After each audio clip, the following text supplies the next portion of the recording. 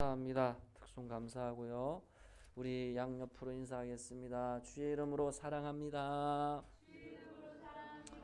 앞뒤로 주의 이름으로 평안하세요. 퀴즈를 내겠습니다. 맞추시는 분들에게는 제가 엄청난 상금을 드리도록 하겠습니다. 눈이 반짝반짝 하시네. 배옥순 집사님, 그죠? 제가 퀴즈를 드리겠습니다. 엄청난 상금이 걸려 있습니다. 자, 방주에 오늘 성경에 보니까 모든 생물이 방주에 다 들어갔습니다. 근데 방주에 유일하게 안 들어간 생물이 있습니다. 뭘까요? 맞죠. 물고기죠. 너무 쉽게 맞추셨네. 물고기는 이 성경을 아무리 읽어봐도 자료를 찾아봐도 물고기를 방주에 넣었다는 표현이 없습니다. 그래서 이게 참 어떻게 보면 아이러니한데 홍수 심판에서 유일하게 제외된 생명체가 물고기다. 그렇게 우리가 이해할 수 있는데 이제 사실은 물고기가 물속에서 산 건 아니고요.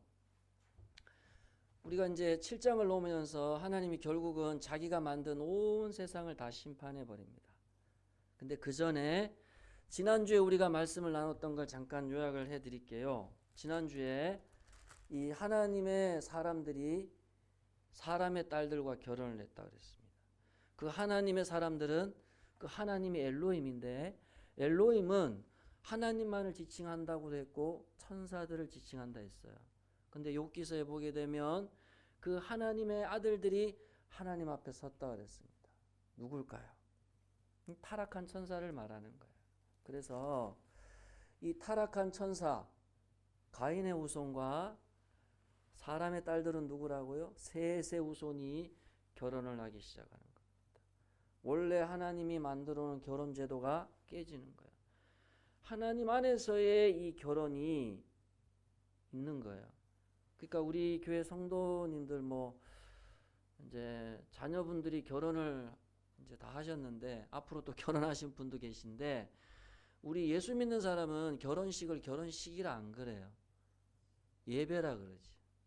왜냐하면 예배는 하나님이 주례를 서시고 하나님 앞에서 한 남자 한 여자가 이렇게 가정을 이루는 것이기 때문에 예배라는 말이 맞아요. 예배. 그러니 사실 예전에 우리 부모님들은 신앙생활을 예전에 하셨던 분들은 이 예배당에서 결혼을 하는 걸 굉장히 영광스럽게 생각했습니다. 근데 지금은 안 그래요.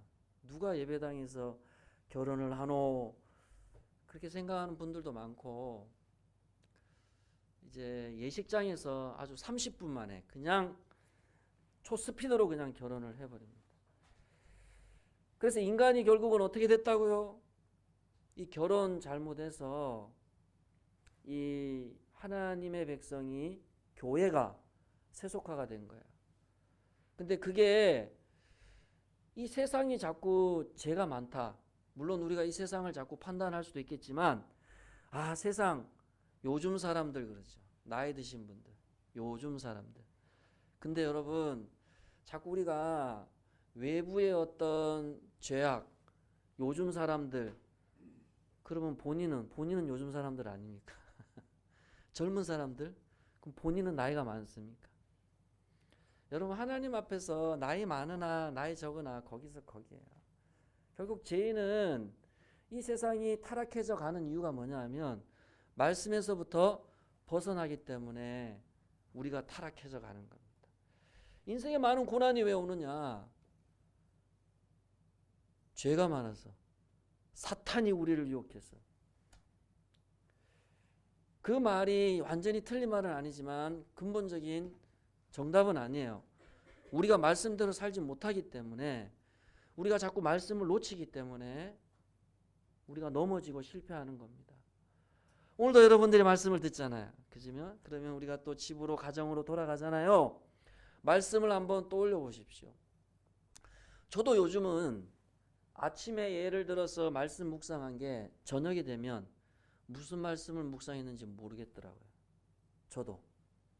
근데 여러분들은 더 하실 거예요. 세포가 남자 여자가 20세 이후부터 세포가 죽어간다 그러거든요. 우리 안에 세포들이. 세포가 죽으면 사람은 죽는 거예요. 근데 20세 중반부터 남자 여자가 다 세포가 죽어가요. 늙어간다는 겁니다. 그러니까 나이가 우리가 50, 60, 70 되면 이게 기억력도 가물가물하고 그 말씀이 그 말씀인가 잘 기억이 안 나는데, 제가 여러분들 이렇게 보면 이제 여러분들이 설교를 들으실 때 보면 그래도 여러분들이 습관이 잘 되는 게 이렇게 적는다는 거예요. 적으시는 거 참 좋은 거고, 이제 이 노트에 적는 것도 그것도 안 되시는 분들은 이제 그냥 성경책에다 적으십시오.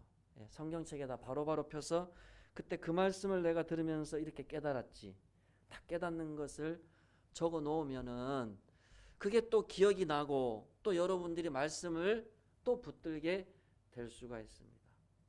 항상 하나님의 말씀은 새로운 말씀이 아니라 그랬죠. 내가 그 말씀을 들었을 때에 깨달아져야 되는 거예요. 수백 수천 번 말씀을 들어도 깨달음이 없으면 이게 의미가 없는 거예요. 그래서 두 번째, 인간이 타락하게 되고 실패하게 된 원인이 뭐라고요? 성령 하나님의 임재가 사라졌다는 거예요. 모든 인간이, 예수 믿는 사람도 교회 다니는 사람도 이 하나님의 아들들과 결혼을 하면서 육체가 됐다 그랬습니다. 육체의 뜻이 뭐라고요? 타락했다. 로마서에 보니까 육체의 생각은 사망이다. 뭐 먹을까? 뭐 입을까? 아이고, 내가 뭔가 구토가 나는 것 같은데 이거 이상 있는 거 아닌가? 이게 세상 걱정 염려로 불안과 걱정과 두려움 가운데 우리가 살아가는 것 자체가 이게 사망의 길로 가는 겁니다. 그러니 여러분, 우리가 이 땅을 살아가면서 성령님이 우리 눈에 안 보여요. 근데 중요한 건 안 보입니다. 근데 성령님이 믿어져요. 하나님의 자녀에게는 분명히 성령님이, 반드시 하나님이 역사를 해주세요. 말씀을 통해서. 그래서 말씀과 성령님은 따로 안 돼 있어요. 따로 안 돼 있습니다. 절대 따로 안 돼 있습니다. 그냥 갑자기 막 성령님이 역사해서 기적이 일어나고 신유가 일어나고 특별한 경우에는 그렇지만, 성령님은 항상 말씀이 선포될 때에 역사를 하는 거예요. 말씀이 선포될 때에, 내가 말씀을 읽을 때에 성령님이 역사한다고요. 그러니까 여러분들이 진짜 내가 이 세상에서 살아갈 때에 나에게 위로를 줄 분이 누구라고 생각하세요? 정말로 나에게 도움을 줄 분이 누구라고 생각하세요? 사람한테 내가 상처 입고 돈 때문에 내가 낙심하고 절망할 때에, 자녀들 때문에 힘들고 남편 때문에 힘들고 아내 때문에 힘들고 심지어는 교회 와서 성도한테 시험 들고, 그러니 여러분, 세상에 어떤 나에게 위로를 줄 자가 없다는 것을 항상 알고 계셔야 됩니다. 내 마음을 알고 나를 유일하게 격려해 줄 수 있는 분은 성령님이에요. 푸뉴마라 그랬어요. 성령님이 위로자. 누가 내 마음을 위로해 주겠어요? 길 가다가 돈 100만 원 주면은 기쁨이 있을 수 있겠죠. 잠깐 기쁠 거야. 잠깐. 근데 그게 영원하지 않잖아요. 그렇지 않습니까? 내 안에 계신 성령님을 하나님이, 예수님이 올라가시면서 보혜사 성령을 주신다고 약속을 하셨잖아요. 성령이 내 안에 역사하신다는 걸 믿고 사셔야 우리가 인생에서 실패하지 않습니다. 정신 똑바로 차린다고 해서 인생 사라집니까? 아니거든요, 여러분. 정신을 내가 바짝 차리고 산다고 해서 인생 실패하지 않는다는 게 아니에요, 여러분. 실패해요. 그렇게 따지면 여러분들 지금까지 열심히 여러분 살아오셨는데 왜 실패가 많고 억울함이 많습니까? 그거는 이 세상이 스가랴에 뭐라 그랬습니까? 힘으로 능으로 안 된다. 영으로 된다는 거예요. 성령의 능력으로 우리가 이 세상을 살아갈 수가 있다는 거예요. 그런데 또 하나, 인간이 결국은 실패하는 이유가 말씀을 떠났어요. 성령이 떠나 임재하지 않습니다. 돌아서면 다 죄를 생각해요. 예수 믿는 사람들도. 우리가 성화의 과정을 겪기 때문에 돌아서면 마음과 생각이 다 죄 가운데 있습니다. 죄를 생각해요. 죄를 묵상한다고요. 그 죄 때문에 우리가 염려하고 걱정하고 두려워해도 끊임없이 우리가 죄를 생각한다고요. 우리 안에 미움, 우리 안에 고집, 내 스스로도 이게 다스려지지 않는 분노 어떡할 겁니까, 여러분? 이 죄의 문제. 그래서 하나님이 노아에게 무엇을 주었다? 은혜를 주었다. 아담 이후에 2500년 역사 창세기 6장에서 드디어 하나님이 은혜라는 단어를 얘기하는 거예요. 은혜. 은혜라는 거야. 왜? 인간은 답이 없습니다. 물론 말씀 성령 충만하고 살면 우리가 그나마 이 제약된 세상 속에서 어느 정도는 살아갈 수 있는데, 그래서 오늘 아침에도 우리가 나누었지만 로마서의 말씀대로 인간은 자랑할 게 없는 거예요. 말씀과 기도로 열심히 살면요 또 우리 안에 의의가 생긴단 말이에요. 그러니 인간은요 신앙생활을 열심히 하면 열심히 하는 대로 교만에 빠지고, 또 나태하면 나태하는 대로 또 실패에 빠진단 말이에요. 답이 없단 말이에요, 인간이. 그래서 하나님이 안 되겠다, 내가 예수를 보내서 너희들을 그냥 믿는 자에게 구원해 주겠다. 이게 하나님의 은혜라는 거, 선물인 거예요. 선물. 이 은혜가 내 안에 있어야 신앙생활이 재미가 있습니다. 행복하고, 이 돌아서면 죄가 만연한 세상 가운데 가만히 있어도 우울해지고, 가만히 있어도 낙심되고, 가만히 있어도 슬퍼지고, 가만히 있어도 눈물이 나고 그죠? 사람이 다 그렇단 말입니다. 그런데 그런 어떤 세상 사람들처럼 경로당 가가지고 거기서 주는 약주 받아 마시지 말고, 노름한다고 같이 끼어가지고 노름하지 말고, 저 어디 다방 가가지고 차 한잔 하자고 따라가지 말고, 제발. 우리 나이 때는 그런 재미 누릴 시기가 아니잖아요. 성령 하나님이 내 안에 계시고 예수님이 나와 함께 동행하시고, 모든 것이 은혜라는 겁니다. 은혜. 이 은혜가 여러분에게 충만하시기를 축복합니다. 예, 은혜가 있어야 우리가 인생에 실패해도 실패 안 한다 얘기 없습니다, 성경에. 예수 똑바로 믿으면 실패 안 한다는 성구 있으면 저한테 가져와 보세요. 실패하게 돼 있어요. 무너지게 돼 있단 말이야. 그럴 때 하나님의 은혜 붙드십시오. 은혜 붙드십시오. 사람들은 우리를 향해서 계속 손가락질 할 거예요. 실패하고 무너졌다고. 네가 똑바로 살았나? 네가 한 게 뭐가 있나? 그러니까 그렇게 실패하지. 기도 안 하니까, 말씀대로 안 사니까. 근데 이렇게 말하는 게 완전히 또 틀린 말은 아니에요. 그러나 성경은 은혜를 먼저 얘기하는 거예요. 왜? 죽어가는 사람한테 너 똑바로 살래 안 살래? 그러면 내가 구해줄게. 이게 말이 됩니까?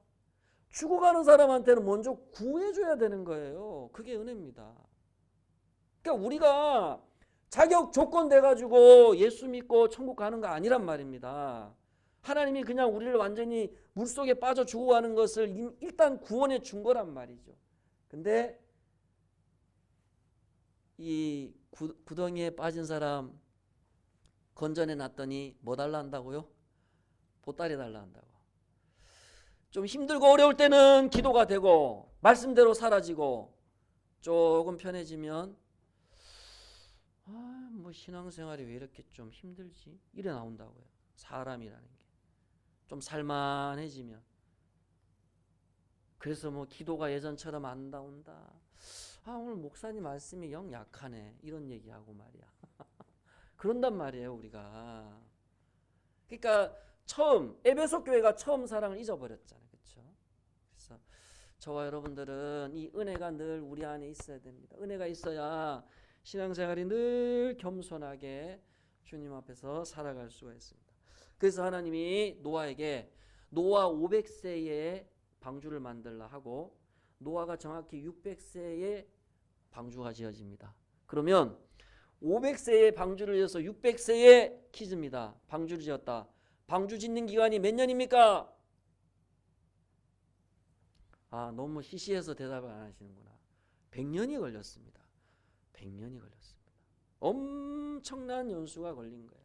그 왜 그러냐니까 이 전나무라고 잣나무과에 속하는데 이 전나무를요 하나하나 다 베어가지고 방주를 만드는데 정확하게 높이가 제가 이거 큐빗을 센치로 나눠보니까 길이가 135m. 보통 축구 경기장 골대와 골대 사이가 100m래요. 그러면 축구 경기장 골대와 골대 사이보다 더 길어요. 방주의 길이가. 엄청난 길이죠. 높이는 13m.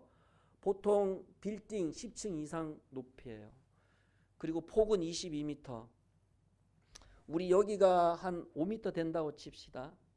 그러면은 이게 한 4개 정도 있다고 생각해 보세요.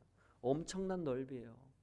그러니까 우리 희곡교회당 넓이가 5배 이상이에요. 방주의 넓이가.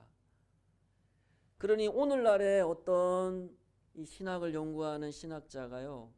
방주는 10만 톤급 유조선의 크기라 그래요. 엄청난. 그런 엄청난 방주를 지었는데 여기 13절에 보면 곧 그날에 노아와 그의 아들 셈, 함, 야벳과 노아의 아내와 세 며느리가 다 방주로 들어갔다 했을 때 이 방주의 뜻이 태우라고 해서 영어로는 아크입니다. 아크. 그러면 우리가 생각하는 이게 보통 배는요 선수가 있고 선미가 있어요. 선수는 앞에, 선미는 뒤에. 그다음 이 선장이 운전하는 그 운전수를 데크하우스라고 하는데 그런 게 전혀 없고 이 아크가 뭐냐 하니까 정사각형이라는 뜻입니다. 정사각형. 그러니 하나님이 왜 이 커다란 정사각형의 방주를 지으라고 했을까? 거기다가 성경을 보니까 키를 만들라 하는 말씀도 없고 또 노도 없어요. 돛도 없습니다. 지붕은 다 이렇게 우리 천장처럼 다 막아버렸습니다. 이게 방주예요. 그러면 여러분 한번 상상을 해보세요. 방주에 타면 이게 조정이 됩니까? 조정이 안 됩니까? 조정이 안 돼요.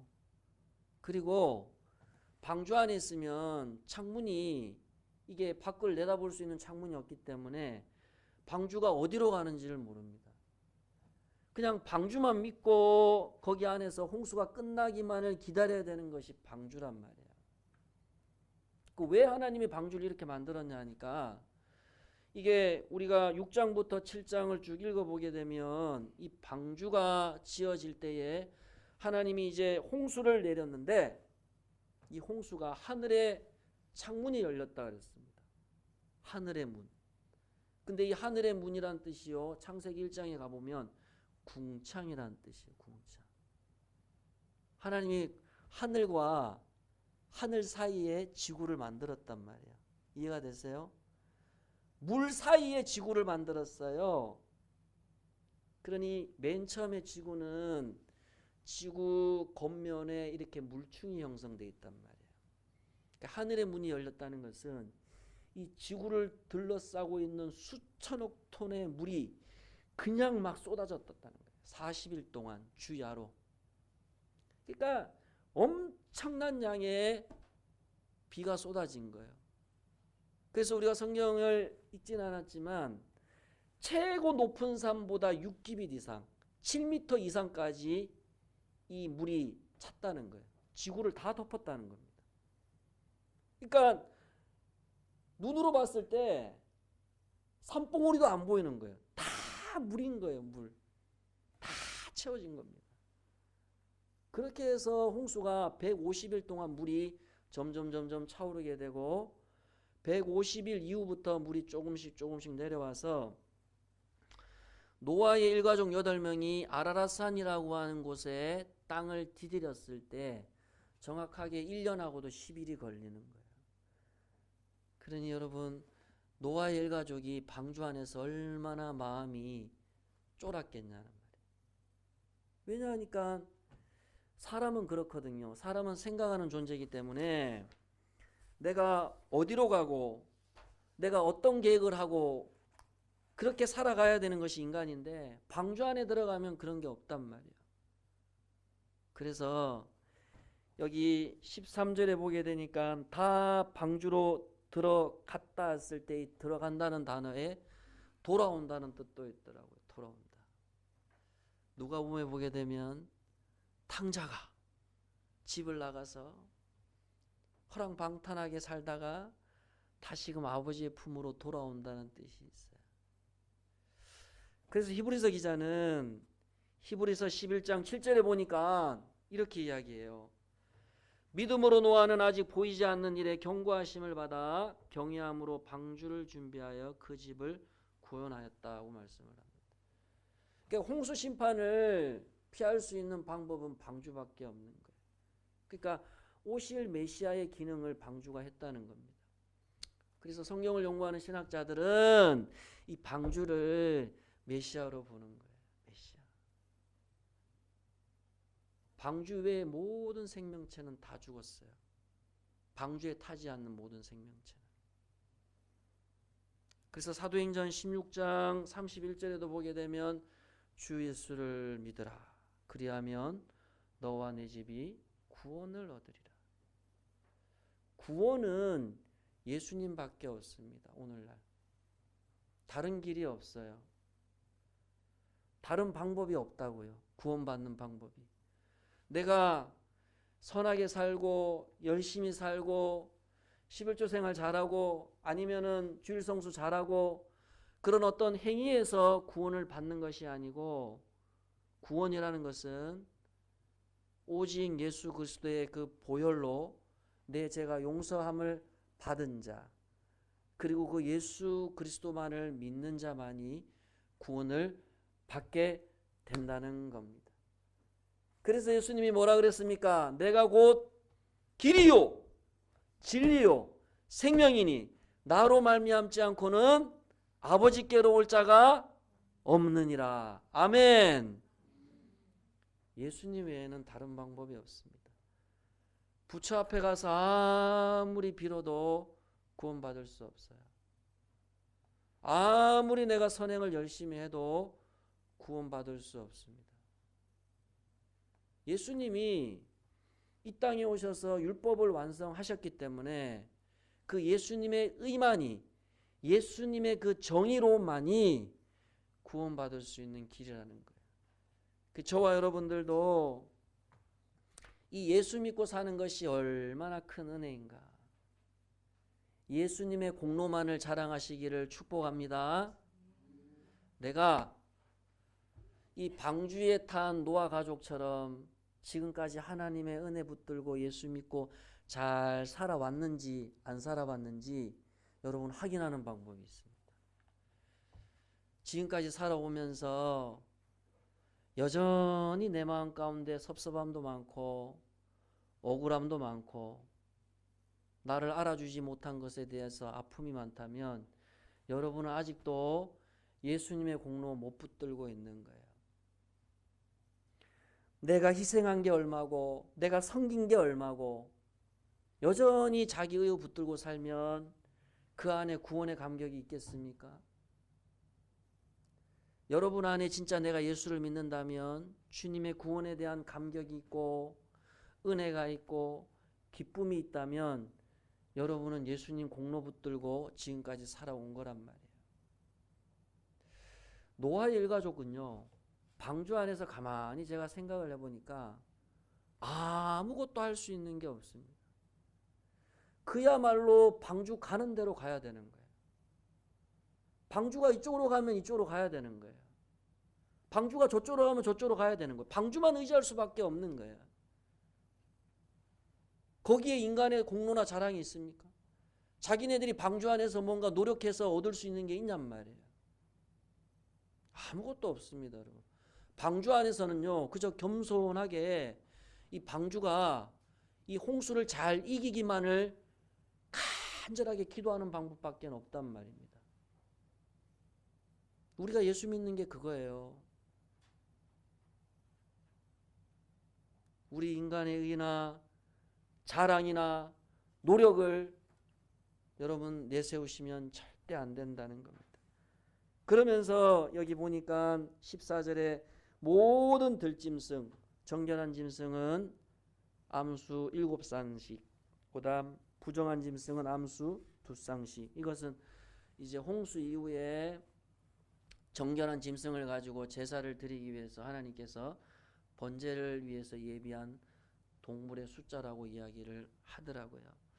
그러니까 하나님은 홍수 심판 속에서도 여전히 번제를 통해서, 제사를 통해서 자신의 백성들을 향한 하나님의 포기하지 않는 사랑과 용서를 계속해서 생각하고 계셨다는 것을 알 수가 있습니다.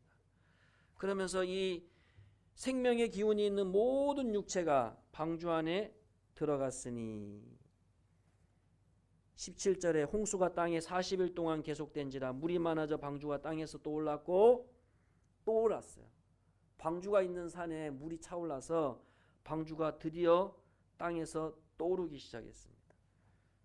그리고 18절을 보시기 바랍니다. 물이 더 많아져 땅에 넘침에 방주가 물 위에 어떻게 다녔다고요? 떠다녔다 그러잖아요. 방주가 무슨 돛을 달고 노를 지어서 배처럼 간 게 아니고 물이 흘러가는 대로 방주가 떠다녔다고 이야기를 합니다. 인간의 노력, 인간의 어떤 자력으로 구원받을 수 없다는 거예요. 방주 가는 대로 가야 되는 거예요. 요한복음 15장에 보게 되면 예수님은 포도나무여 너희는 가지라 했습니다. 가지는요, 포도나무에 꼭 붙어 있어야 돼요.